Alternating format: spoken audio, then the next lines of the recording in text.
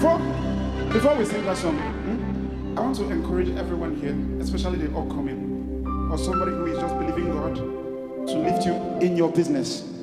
You're believing God for God to breathe on what you're doing. You know, God doesn't really need you to know the people at the top for you to be lifted. He just needs you to know Him.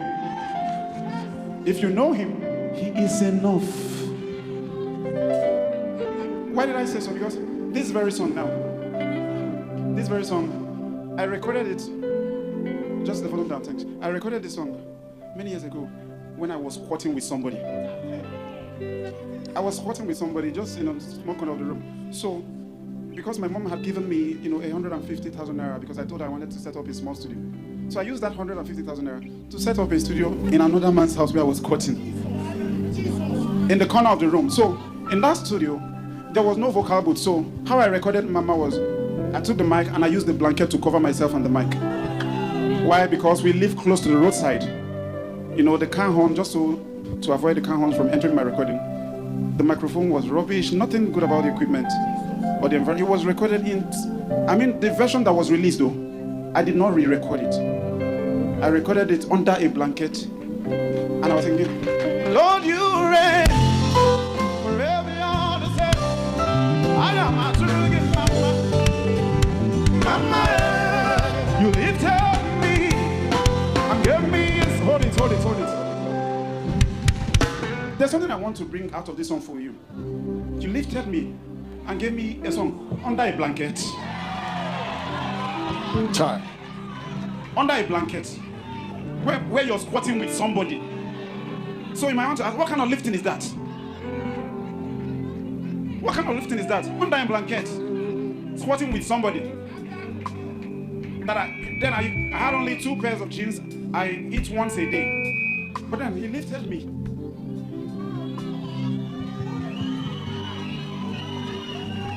Can I break something to you?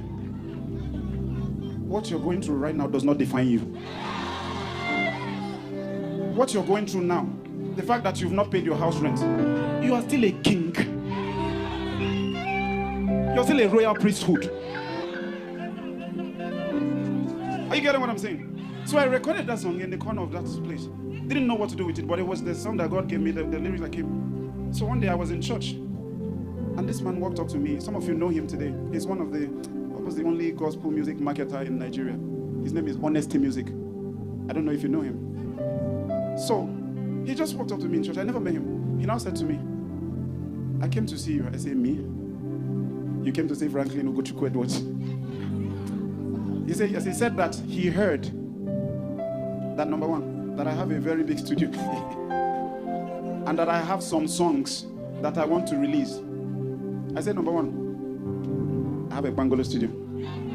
Number two, I'm squatting with somebody. You know when the angel was telling somebody, you will give birth. They say, at this age. How?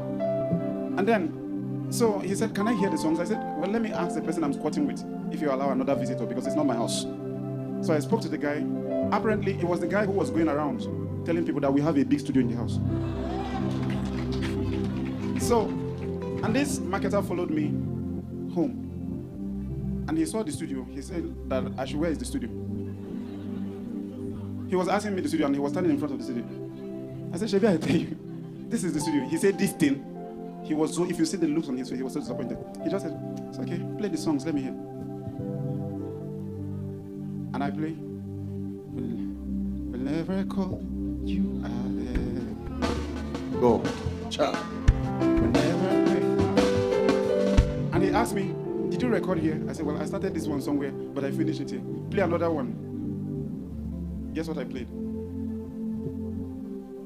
Guess now. Yo, yo, yo, yo.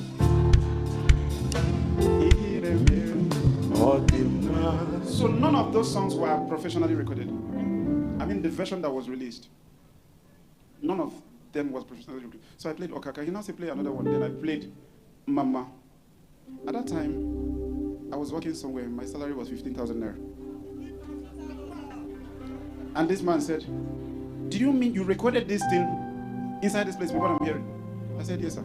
He said, can we have a deal? I said, what deal? He said, let me market this thing for 2 years. I'll give you 4 million.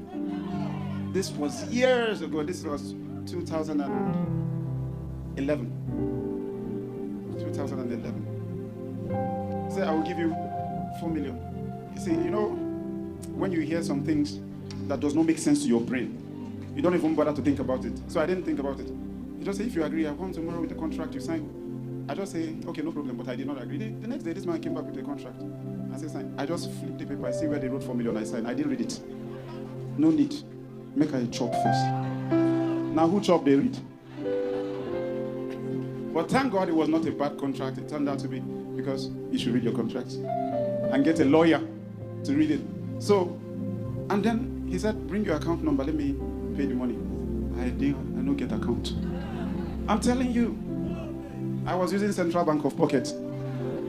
All the money I had was in my pocket. You know, so to cut the long story short, he paid. And then I was able to move out from that place, got to a bigger place, and set up a better studio. Now, this is where I'm going to. After I set up my new studio, the next person I was meeting was Don Moen. You know, I met him at the Spirits Conference. And then he looked at me and said, and when I saw him, I just gave somebody my phone. I said, I want to take pictures with this man, but I don't know if he will say yes or no. So what you do for me, once I get close, as I'm talking to him, just fire. Once as I'm talking to him, just be snapping. So even if he says no, we have pictures that I spoke to the man, period. So I now moved close to him. I said, sir, you know, he's tall. I said, sir, please, can I get a picture with you? He was talking with someone. He put his hand on my shoulder. He said, yeah, that's not a problem. And he kept talking to the person. When he finished talking to the person, he looked at myself. He said, Frank, you know when something... I said, see, you know, that moment was like a dream. I said, wait, did Don Moen call my name?